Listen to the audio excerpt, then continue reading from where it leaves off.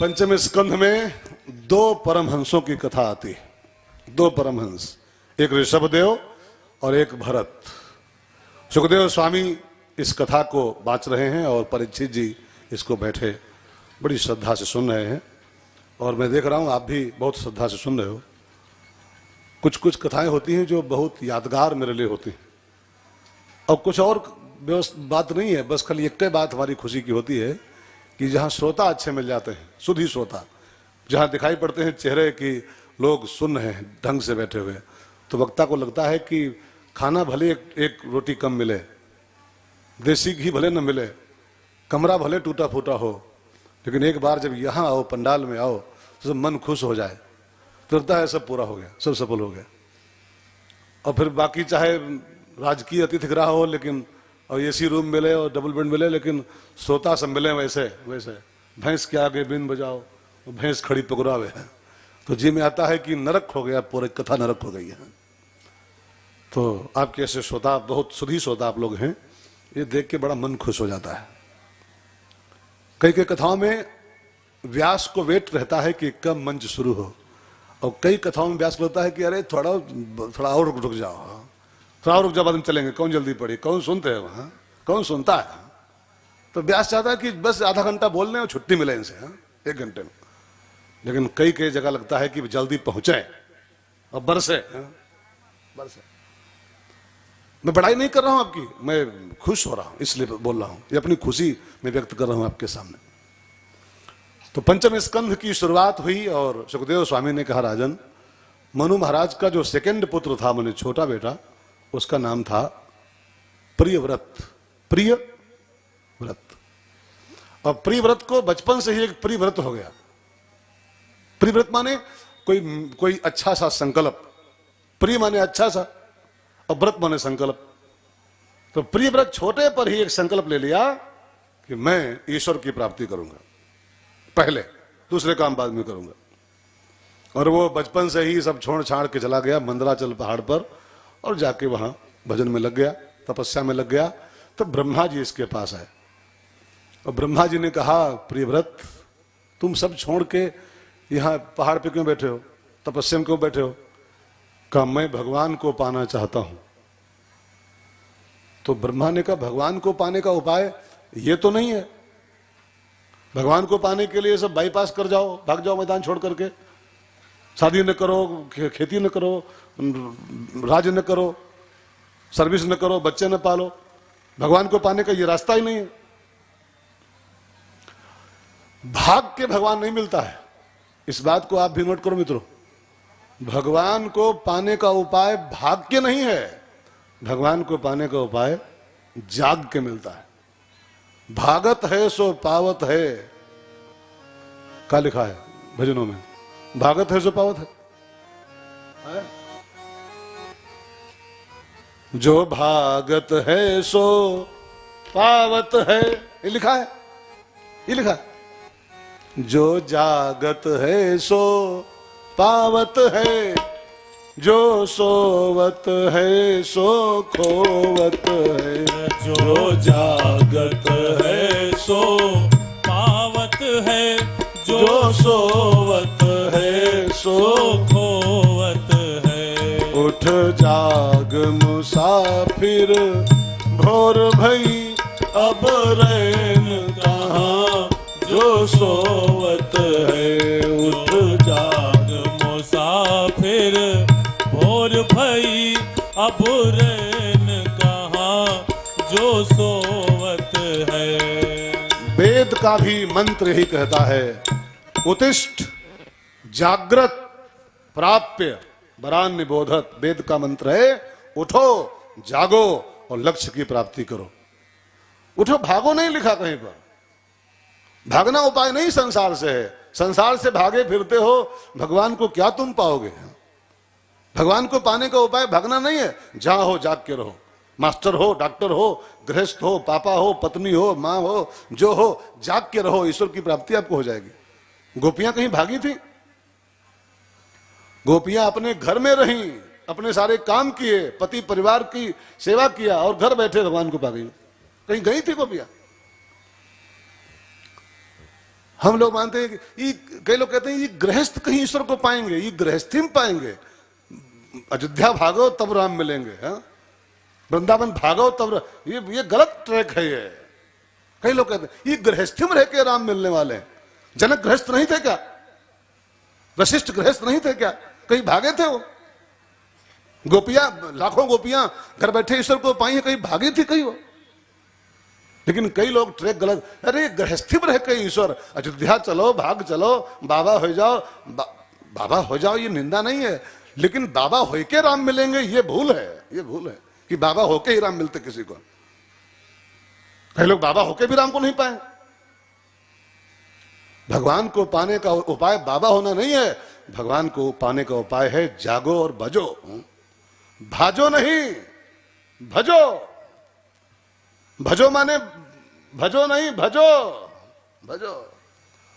भज के राम मिलते हैं, भाज के राम नहीं मिलते हैं। तो तुम भाग के आए हो भगवान को पाने के लिए। अच्छा ये बताओ, किसी के पांव में कांटा गड़ा हो तो कांटा निकाला जाए कि पांव काटा जाए, का उपाय बढ़िया है?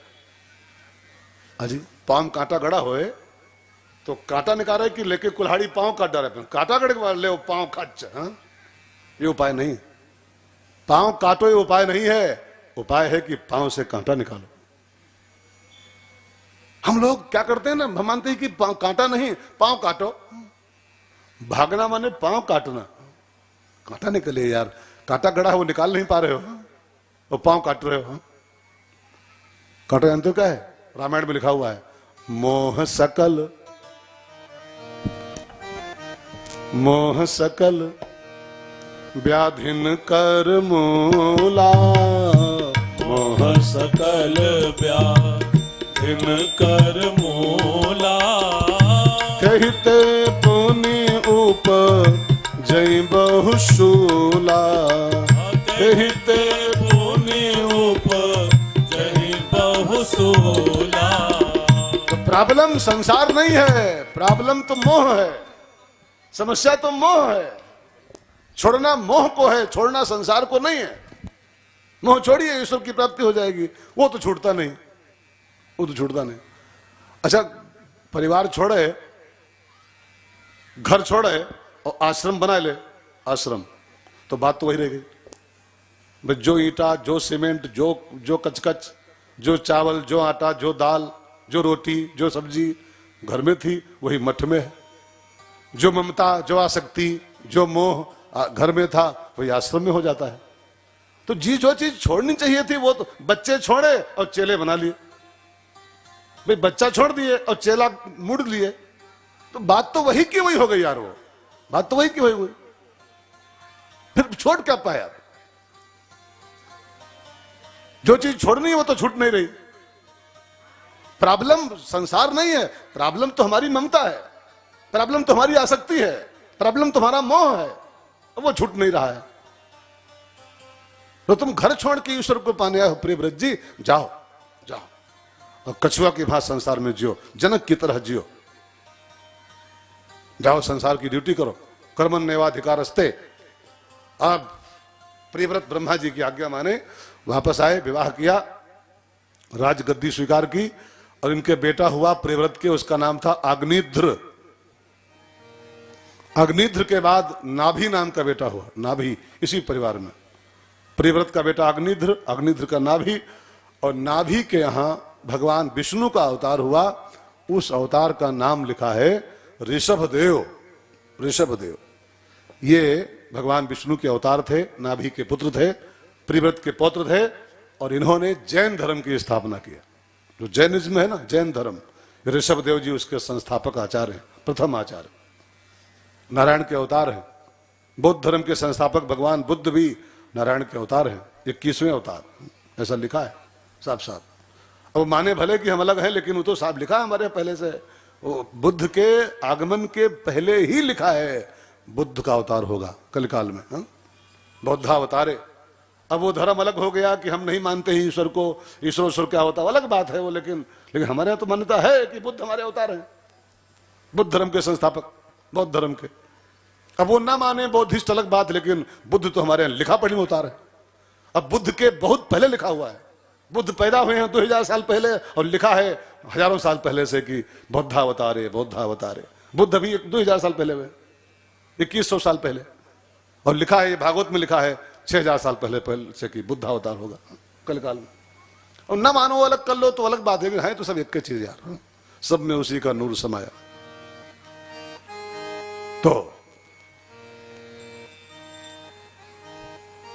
ऋषभ देव का अवतार हुआ, इन्हीं ने जैन धर्म की स्थापना की। आगे चल करके जो जैनिज्म है, जैन धर्म, ये इन्हीं का उपजाया हुआ धर्म, ठीक है, उसके प्रथम आचार्य हैं। और फिर ऋषभ देव जी की शादी हुई इंद्र की बेटी, उसका नाम था जयंती, जयंत की बहन जयंती, वो इनकी पत्नी बनी।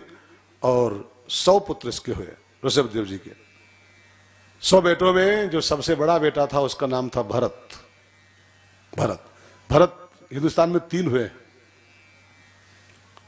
सतयुग का भरत, ये जिसकी कथा भागवत में, सतयुग की कथा है ये, सतयुग की। त्रेता में एक दूसरा भरत हुआ, राम जी का भाई भरत, प्रेमी भरत। और द्वापर में एक भरत और हुआ है, वो शकुंतला का बेटा वीर भरत, जो शेर का मुंह चीर करके उसके दांत गिनता था बचपन से ही, वीर भरत। और 3 भरत जिस धरती पर खेले हों उस देश का नाम क्या होना चाहिए? 3 भरत जहां खेले हों उसका नाम भारत नहीं तो किसका नाम भारत होगा? इस देश का नाम भारत, भारत इसीलिए पड़ा हुआ है कि 3 भरतों को इसने अपनी गोदी में जन्म दिया है। 3 भरतों की माँ है ये, हमारी माँ, तभी इसका नाम भारत माता है, भारत। होठों पे सच्चाई रहती है जहां दिल में सफाई रहती, होठों पे सच्चाई रहती है जहां दिल में सफाई रहती है। हम उस देश के वासी हैं, हम उस देश के वासी हैं जिस देश में गंगा बहती है, जिस देश में गंगा बहती है, जिस देश में गंगा बहती है, जिस देश में गंगा बहती है। अपने देश में बनारस में एक उस्ताद हुआ, शहनाई वादक को भारत रत्न बिस्मिल्लाह खान, शहनाई वादक, अभी तो कुछ दिन पहले उनका देहावसान हुआ। तो उनको अमेरिका वालों ने,